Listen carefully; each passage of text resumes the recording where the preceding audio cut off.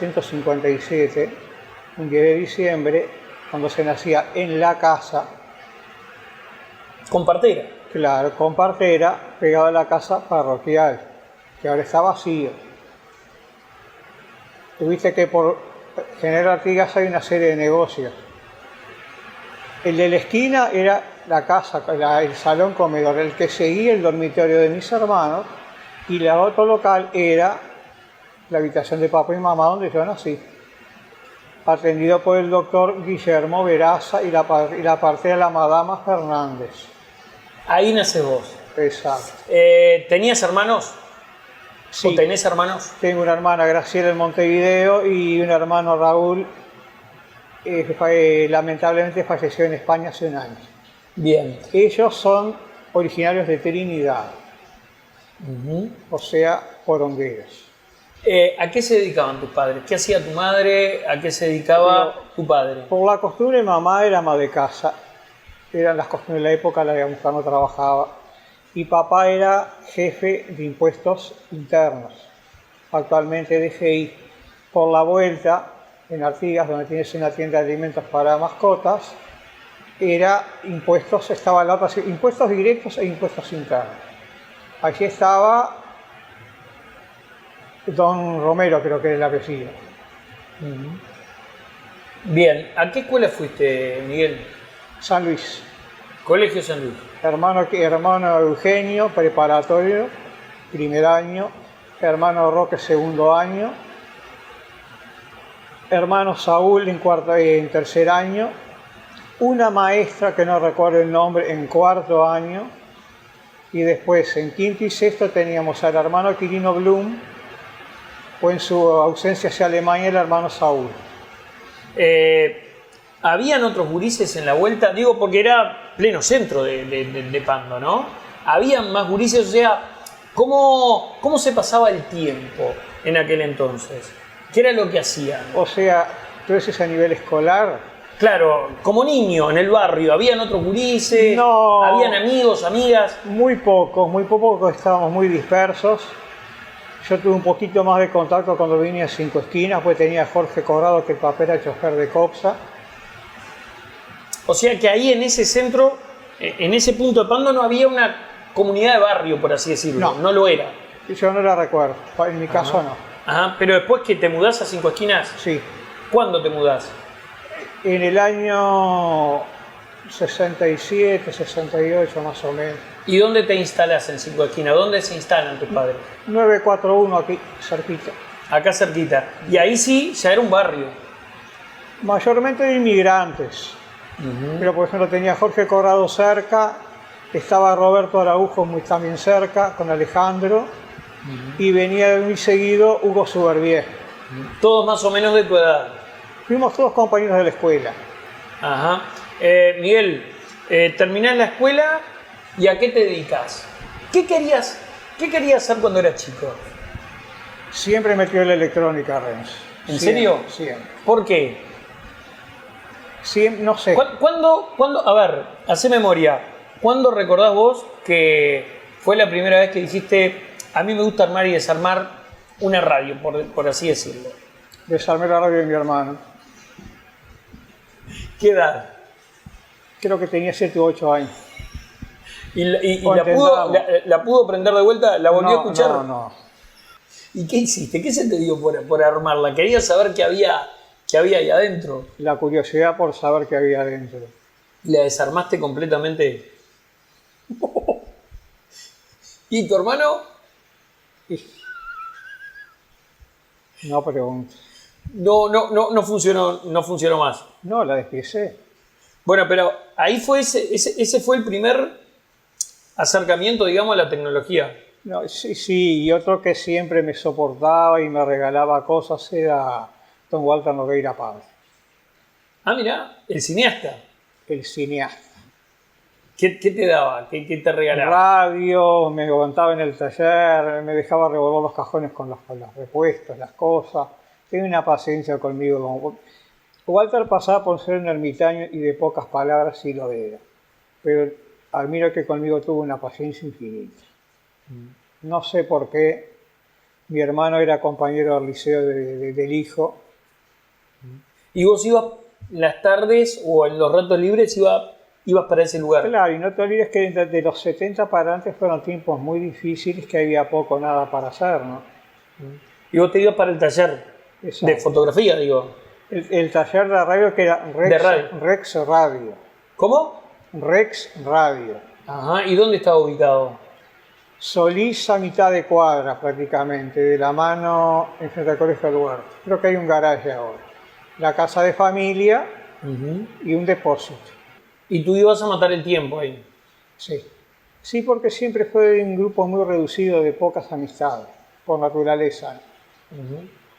Y ahí despertó tu amor por la tecnología, Exactamente. sobre todo por la radio, La radio y la transmisión. las transmisiones. Las transmisiones de onda corta, la recepción de onda corta, escuchar radio de otros países. Y Miguel, terminás la escuela y después ¿qué haces? No, ¿Liceo, UTU, qué haces? Liceo solamente realmente fui bastante vago.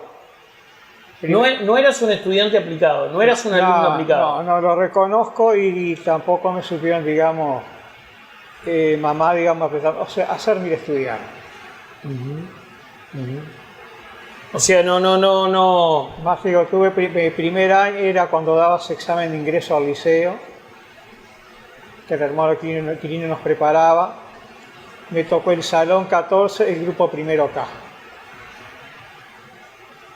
Era escrito Roberto, inolvidable, María Julia Rufinati, todos unos docentes que es como que los esté viendo en este momento, ¿no? Y cuando no me encontraban estaba en la biblioteca leyendo libros. ¿Te gustaba leer o te gusta leer? Y tienes todos libros por todos lados. ¿Sí? Sí, sí. Siempre. ¿Por qué te gusta leer? No lo sé, arranqué a leer una colección de enciclopedias en casa de 20 tomos, me la leí toda, completa, y de ahí seguí leyendo todo lo que caía en mis manos. ¿Qué significó en la formación de tu vida tanto tu madre como así también tu viejo? ¿Cómo los recordás? Todo. Yo te diría que cuando papá falleció, para mí el tiempo se detuvo. ¿Cómo es eso? No corre. Ahí quedó. Digo, fue tan grande el impacto. ¿Qué le pasó? Y muchas cosas, tristeza, digo, problemas de salud, digo, problemas económicos. Digo, eso lo condujo a esa imposibilidad. Era la época, como te hablaba al principio, donde el hombre debía aportar todo para el sustento de la casa. Y si no podía, se sentía horriblemente. Dice que trabajan los dos, es normal y es necesario, desde hace mucho tiempo.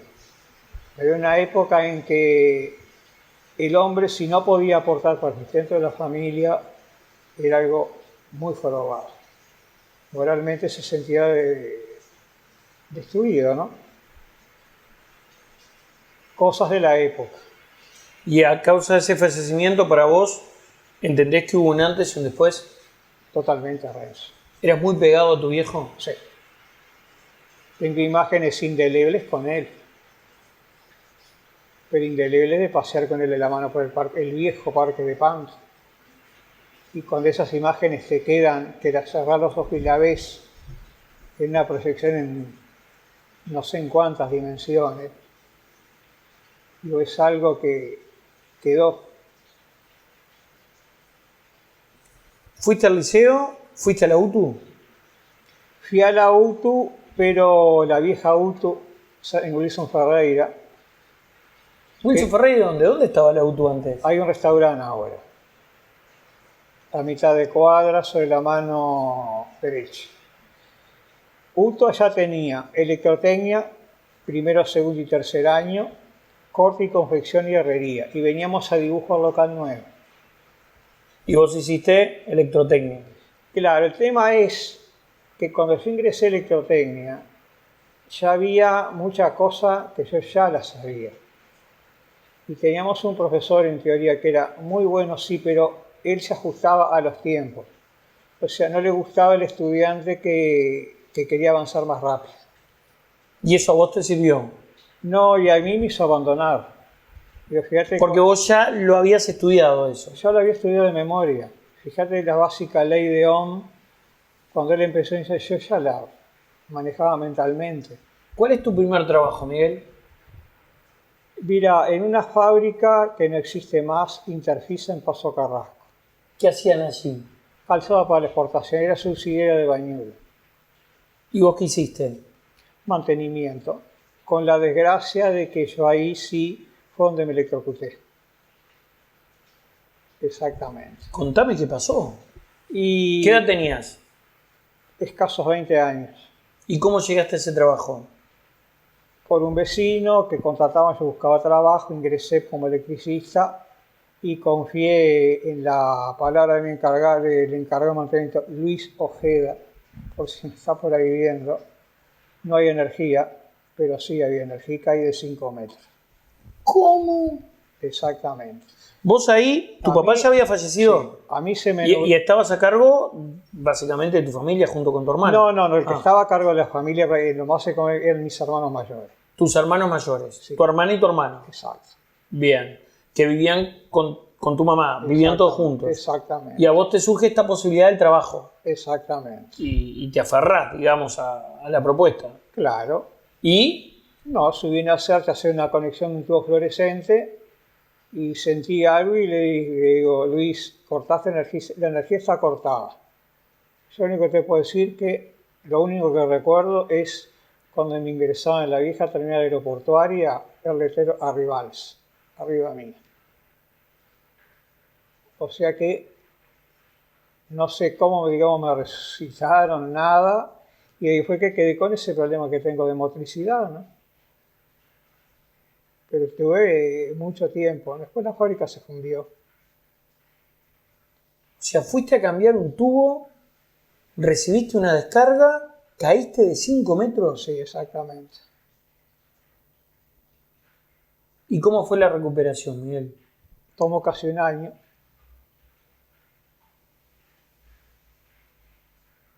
De aprender a caminar de vuelta, en una palabra. En un año tuviste que aprender a caminar de nuevo, te quedaron secuelas motrices. Baja sensibilidad en el brazo derecho, donde recibí la descarga, pues los nervios mueren por la electrocución. O sea, que te quedan secuelas para toda la vida. Y estás hablando además en un tiempo médico, digamos, que no existía el avance No o existía. los tratamientos que existen hoy. No existía. Y fíjate que yo pasé en el CASMUR por una neurocirugía de alto riesgo, que es la segunda operación que se hacía en el país, por el doctor Eduardo Wilson, un profesor, que fue el que prácticamente me quitó los dolores de cabeza, que era algo, la enfermedad se llama concretamente Arnold Chiari, es en la nuca, pero esa es la segunda operación que él hacía en el país. El médico que me lo recomendó fue el doctor Guillermo Avellanal, que era compañero de trabajo, creo que era el director del Hospital del Cerro.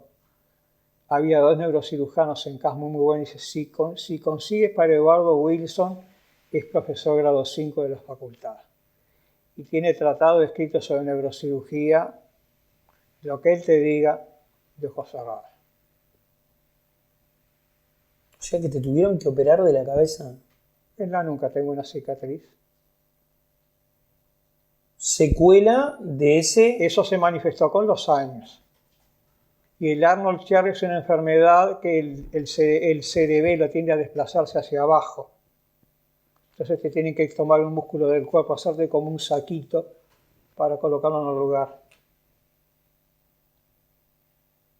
Yo conozco personas con Arnold Chiari. Te condicionó la vida. Y mi vida estuvo en las manos de él.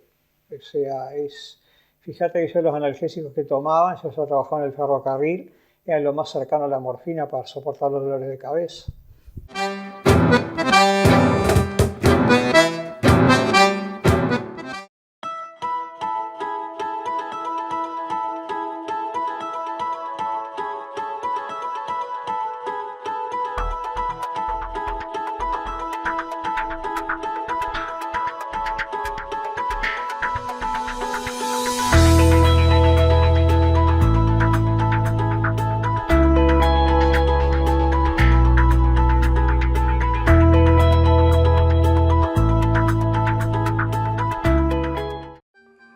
este edificio hablara, contaría historias llenas de confianza y crecimiento.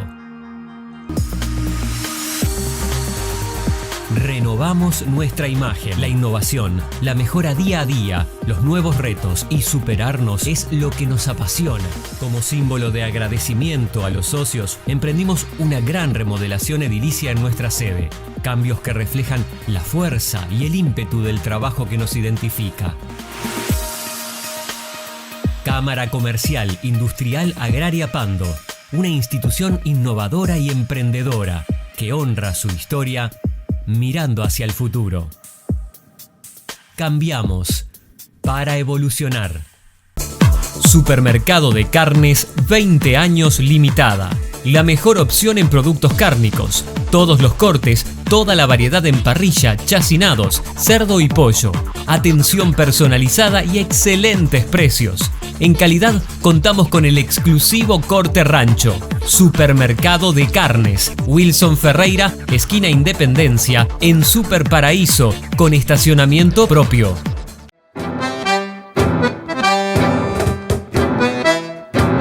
¿Te pasó ese accidente en la fábrica? Sí. Te llevó un año de recuperación. No se sabía siquiera si ibas a caminar de nuevo. Exacto. Lograste recuperarte. ¿Y después qué es lo que pasa? ¿Seguís trabajando en esa fábrica? No, seguís trabajé trabajando? hasta que me dijeron que la fábrica se iba al cierre. Ya estaba la industria del calzado en picada libre en Uruguay. Cierra la fábrica. ¿Y qué es de tu vida después? Ingresé al ferrocarril, que quise siempre ser ferroviario, ¿Y cómo conseguís ese trabajo? a través de un vecino de acá de Cinco Esquinas. Entrás al ferrocarril y me imagino que era un mundo, ¿no? Exacto, un mundo de analogía total. Pasaste de la electrónica a la tuerca, a la llave, al hierro. Y era todo herencia inglesa la tecnología que teníamos nosotros en el ferrocarril. Y pará, ¿cuál es el primer destino y qué es lo primero que haces? No, en el siempre ferrocarril? trabajé en lo que se llamaba repartición, señalización y comunicaciones en la sección señales eléctricas, que era, digamos, todos los semáforos. Las luces que indicaban si vía libre, o sea, todo el de señalización. Ese tipo de mantenimiento. ¿Pero trabajabas en oficina o hacías territorio? ¿Te ibas No. de una estación a la otra? ¿Cómo era tu Veía trabajo? que caminaba desde la estación central hasta el viaducto de Agraciada con la valija de herramientas. Estaba bravo. Y lo Estaba bravo. peor era si estabas en la curva de la Central Valle y venía un tren y tenías que pegarte a la pared y los pasamanos te pasaban enfrente. ¿Y te pasó eso? Cantidad de veces. Digo, aparte que todos los que trabajamos en señales eléctricos, ese trabajo sacrificado era parejo en todos los funcionarios de señales eléctricas. No era Ahora, también la seguridad dependía de ustedes. Siempre salíamos dos. Uno se subía a la primera señal que había para estar en altura y observaba hacia ambos lados. Como las casillas de señales sabían que había operarios trabajando en la línea, le avisaban al maquinista para que diera un toque muy peculiar de combinación de silbato a una distancia prudencial para avisar a los operarios. Pero siempre había un operario observando la vía para ambos sentidos. Nunca uno solo. ¿Y te gustó haber trabajado en el ferrocarril? Sí, sí. ¿Por qué? supuesto. No se me gustaban los trenes, el movimiento, todo lo que se escondía, todo lo que la gente no sabía que pasaba era desde que se subía, la infraestructura. Miguel, ¿cuánto tiempo trabajando en el ferrocarril?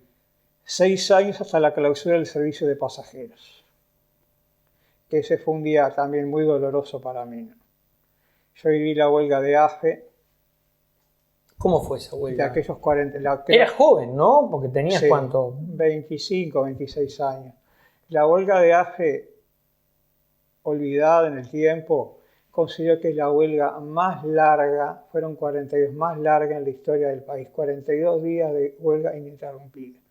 Yo no creo que haya un conflicto gremial de ese calibre donde todos paramos. Vos decís, tenía 25, 26 años y participé de esa huelga. ¿Y esa huelga desembocó en que en el cierre de AFE? Claro, eso fue en el periodo de transición de dictadura-democracia. Esa huelga. Para que tengas una idea del Esa tiempo. huelga. El cierre lo oficializó Julio María Sanguinetti. Pero estábamos ahí ya. Sanguinetti le baja el pulgar a los trenes, definitivamente. A los trenes de pasajeros. No, detuvo totalmente el servicio de pasajeros a nivel nacional y clausuró ramales completos que nunca volvieron a reactivarse, como la Paloma Rocha, Salto Artigas y más, ¿no? Pero para que te hagas una idea, fue exactamente en ese periodo de tiempo. Dame una anécdota que viviste en AFE. Y digo, cuando yo ingresé al segundo día en el ferrocarril, hubo un descarrilamiento de una locomotora saliendo del puerto y tenía bloqueada la entrada de trenes.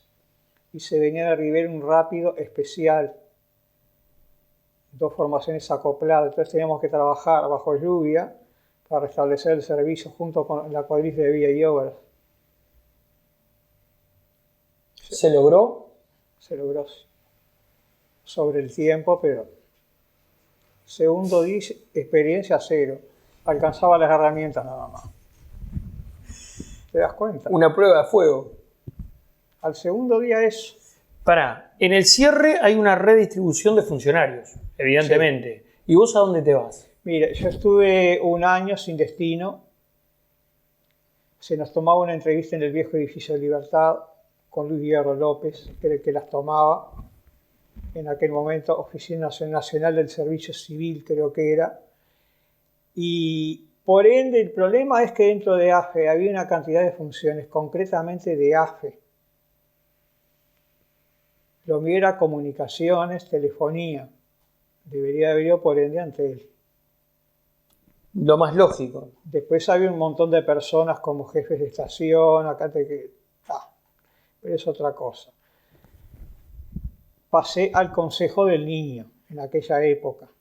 Hoy INAU, por así decirlo. Hoy, más o menos. Hoy INISA. Era la profesora Adela Reta, la llegué a conocer. ¿Y cuál es tu primer destino? Electricidad.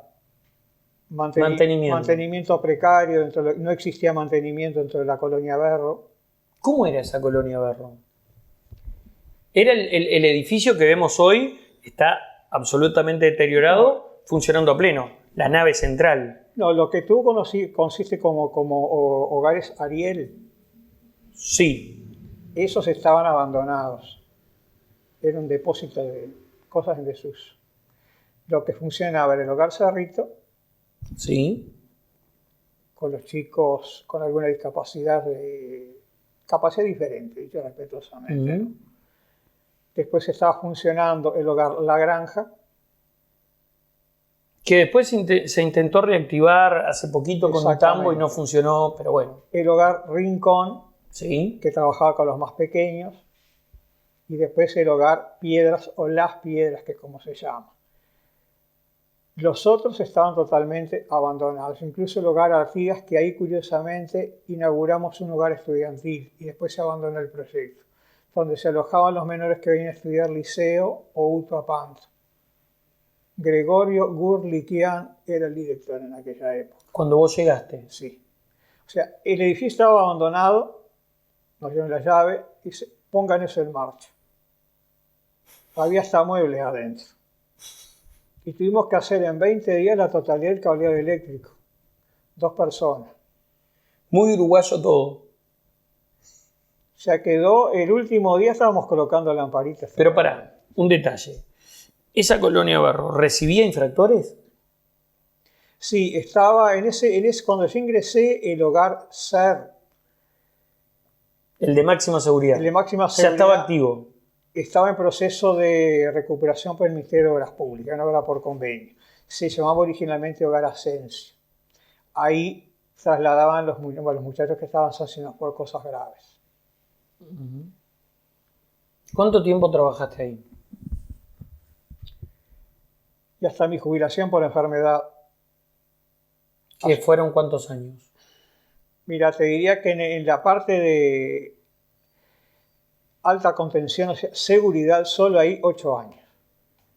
O sea que fueron como unos 16 años fácilmente. ¿Tu vida dejaste ahí adentro? Mi vida. ¿Qué fue lo más duro que te tocó ver?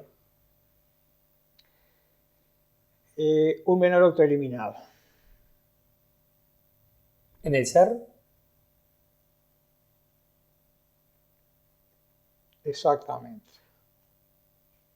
¿Te tocó verlo a vos porque entraste y lo viste? En un clásico recorrido habitual de funcionarios, no se le llamaba celda sino pieza, y está. Después te viene todo eso de llamar al coordinador de turno, todo el aspecto legal, notificar por supuesto policía, juez letrado que era Rolando Bomero en aquella época. Y bueno, y después viste todo los sumarios que se toman, Sergio Migliorata, que tú lo llegaste a conocer, o sea, notificar en secuencia un montón de autoridades. ¿Se había colgado el niño? Exactamente. Fíjate que en ese caso tiene que haber una investigación muy delicada, muy meticulosa, ¿no? ¿Y lo conocías? O sea, ¿había un contacto? Y prácticamente convivíamos con ellos. A veces tú sabes que había con los técnicos, psicólogos, asistentes sociales, a veces había un poquito de roce con los funcionarios, porque los muchachos nos contaban cosas a nosotros que no les contaban a ellos. Pero nosotros teníamos un código que no decíamos nunca nada menos que hubiera peligro de vida, ¿no? De riesgo de algo. Y si, por ejemplo, notábamos de que estaban preparando alguna cosa de amotinarse, muy sigilosamente informamos a través del coordinador, por supuesto, y ahí al director, que era Rogelio Real. O sea que ellos, los internos, los infractores, tenían más confianza con ustedes y les contaban más cosas a ustedes que al equipo multidisciplinario. Y date cuenta que estaban todo el día con nosotros. ¿Nunca tuviste miedo? Mentirice te dijera que no, pero no lo demostraba. ¿Te afecta psicológicamente? Se destruye. Y lo peor es que no tuvimos nunca apoyo psicológico. Y los estatutos de División Salud obligan. Yo digo, mi jubilación se debió directamente a que quedé un día con la mente en blanco. ¿Y sabes quién me sacó a flote? Y estoy aquí, el doctor Elías Zunino. El negro Zunino, una institución. Como psiquiatra me trasladó a una clínica de Montevideo. Claro, porque en un año me retiró todo el claro, porque eso que vas viviendo te va quedando adentro. Y si no tenés nadie que te ayude a manejarlo, no tienes a nadie. Seguramente es triste, es frustrante. Y date cuenta que yo ingresé como electricista, pero allí terminas siendo multiuso porque te necesitan. Hice de cocinero, hice de educador. ¿Por qué? Porque era algo que te necesitaban para todo. Y cuando te tocaba quedarte con las llaves, o sea, el famoso llavero, tenía la llave de todos los portones de acceso, de todas las puertas. Y era todo un procedimiento de apertura y cierre, que al final lo hacías automáticamente. Claro, porque para aquellos que no saben, al entrar a una prisión, uno tiene que ir abriendo una puerta y cerrando la otra. Vas por sectores, desde el portón de adentro hasta el último de la celda, ¿no? Ojo, y no son candados seriados, son todos diferentes. Claro, está claro. Vamos al lado positivo si es que lo hay. ¿En algún momento te tocó encontrarte con algunos de estos muchachos que lograron reencauzar su vida? Sí. Uno en particular. Fue se convirtió en aerotécnico de la desaparecida Pluna. Egresó, él estaba no era tan... No era un homicidio. No era delitos graves, sí, porque era rapiña, pero no era. Y un día se apareció a visitarnos con el uniforme de Pluna y se había casado con una TCP de Pluna. Una muchachita preciosa con el uniforme azul, que eran tan bonitos. Digo, fue lo que me quedó. El único que yo recuerdo que salió.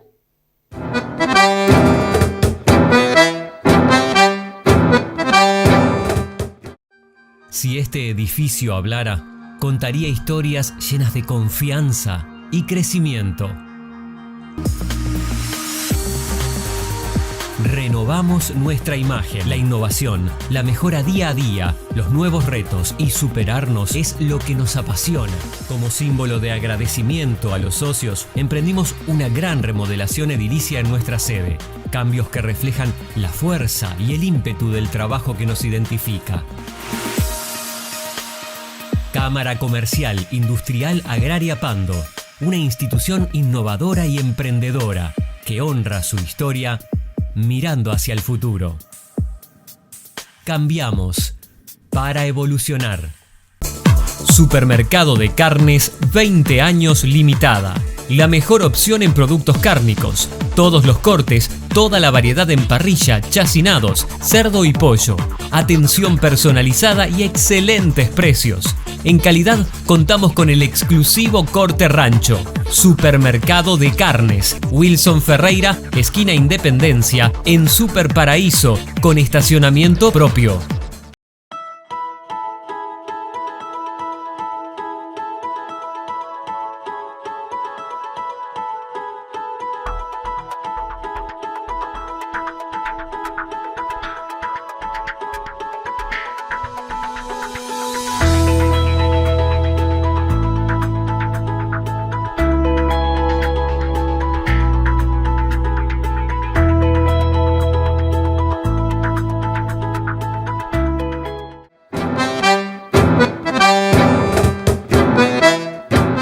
Miguel, ¿cómo llegás a la Radio Continental? Sencillamente precisaba un trabajo extra. O sea, Colonia Berro y algo más. Y necesitaba algo más porque necesitaba como tanto. Y fui a hablar con Elías Tito Alves. Y me hablé con Betty Didier. Dice, tienes que hablar con Tito. Tito, como siempre, humano, perdido. Me daba trabajos para hacer. Me lo daba para que me ganara algún mango. Y después terminaron, como había una serie de constantes de trabajos, o sea, desde mí, en una reunión con el Julio Libar, que había fallecido, y el doctor Alfredo Fernández Vicente, el otro director, pues lógico, me pagaban y firmaban un recibo. Si no les servía, tomarme con el sueldo que marcaba Cori, y a mí me servía por los aportes sociales. Eso fue una pequeña reunión que se hacía los miércoles, venían ellos. Y dijeron que sí, la llamó a Betty y dice, mañana ya vas y te inscribes en el BPS. ¿La Radio Continental que ya estaba en la galería? En la Galería Solari. Bien. Y el puesto de transmisión estaba, muy cerquita de acá, Gabriel Pereira. Independencia 717. Ahí va, Independencia. Ahí había una casa. Ahí estuvo el transmisor hasta que mudamos los equipos casi a Suárez. O sea, en Suárez lo que se ensambló fue una planta emisora nueva, con un transmisor argentino Continental Lens, curiosamente Continental. ¿Cómo definís el pasaje tuyo por la radio? ¿Te gustó o no te gustó? Sí, muy bonito, recuerdo con mucho cariño de Grosena, Betty, Fabián Albín en sus inicios. Digo, y hay un montón de gente, Mario, el informativista. Digo, era un equipo lindo, ¿no? De las transmisiones, esas maratónicas, especiales, ¿cuáles recordás? Elecciones nacionales principalmente, tenía que poníamos, Jorge Anderson nos prestaba los equipos de suceso, que alquilamos a Alvarito Costa equipos de VHF, instalábamos puestos en Toledo, Suárez, Barros Blancos, en Palme Olmos, Liceo Brause, en el Colegio San Luis, Urupán, que ahí estaban regionalmente Fabián y Silvia. O sea, se sacaba absolutamente todo lo que se podía y se contrataba a Julio Avero, que era electricista. En aquella época tenía una pequeña camionetita y se hacía un canje de publicidad y él se movía todo el día con nosotros. Pero eran las mega, digo, era increíble que no quedaba un circuito en Pando y Liceo Brause. Y después con Handy se cubría toda la periferia. ¿Y personalidades que hayan visitado la radio? Y muchas, y fíjate que presidenciables todos. Pepe Mujica, Jorge Valle, ¿Hablaste con Tabaré ellos? Vázquez. Con Pepe sí, ¿De qué hablaste? específicamente la toma de Panta. ¿Le preguntaste? Sí. ¿Qué le dijiste? ¿Y qué te respondió él? No, le hice, o sea, le pedí para hablar con él un momento aparte y sí, fuimos al fondo de la galería y me quedé como él se mira muy fijo y dice, ¿qué me querés preguntar?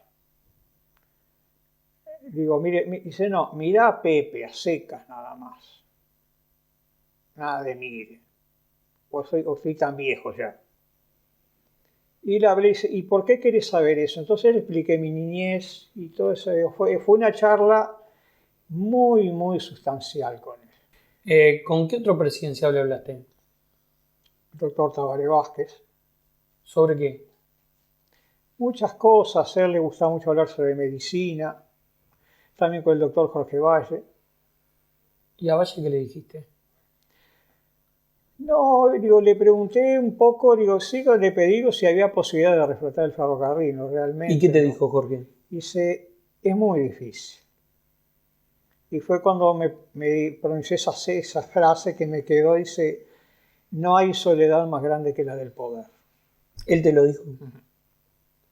Con su mirada, su tono bajo, mirándote fijo a los ojos, digo, quedó eso, ¿no?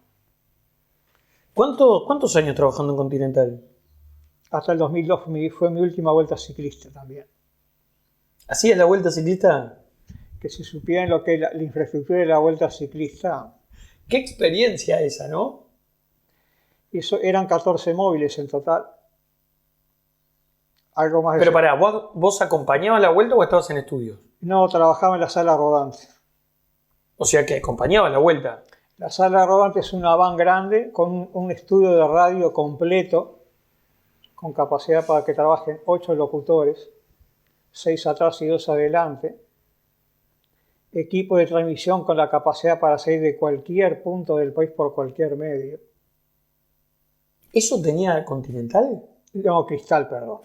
Ah, Cristal. La vuelta ciclista fue. Yo trabajé, después Julio Olivar me llevó para Cristal. ¿y eso tenía Cristal? Sí. O sea, en el año 88 ingresé a Continental. En el año 89 Olivar me llevó a Cristal, me pagaba algo aparte y se Pará, ¿y mira. cómo es esa experiencia de la vuelta ciclista? ¿Cuántos días de rodaje?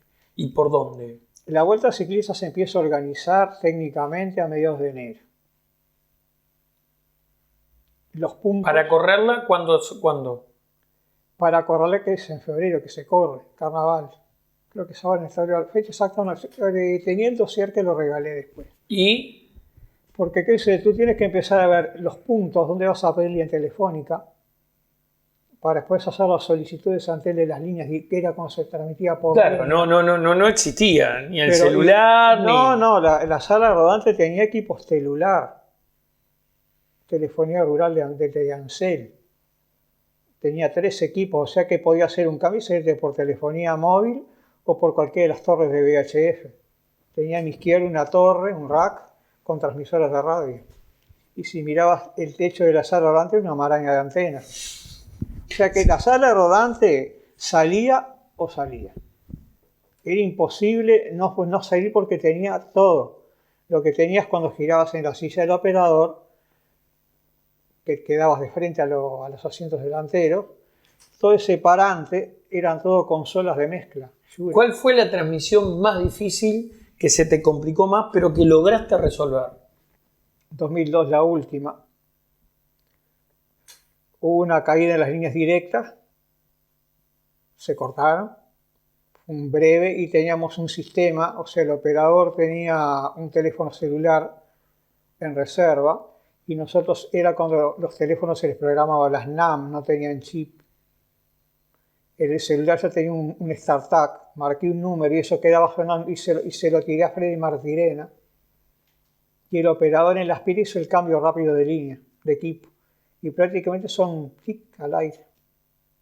Y salió.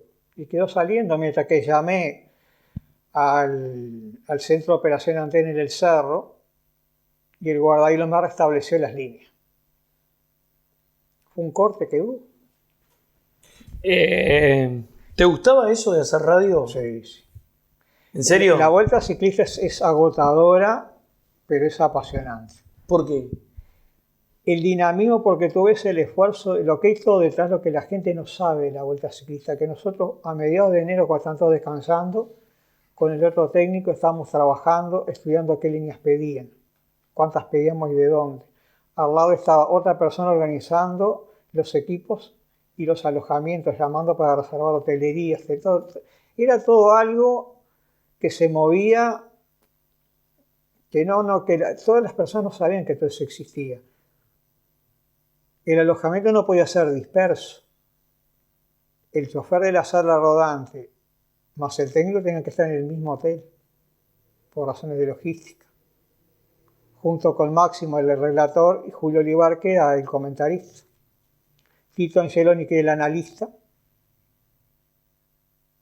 ¿Se extraña eso? Sí. De todos los trabajos que tuviste, yo te doy la oportunidad de regresar a uno, con la experiencia adquirida ahora. ¿A cuál te gustaría volver? Volvería a la radio, sí. ¿Ferrocarril no? No, la radio, porque digo... Colonia Berro mucho menos, entonces. No, esa es la experiencia más laboral, más negativa de mi vida, ¿no?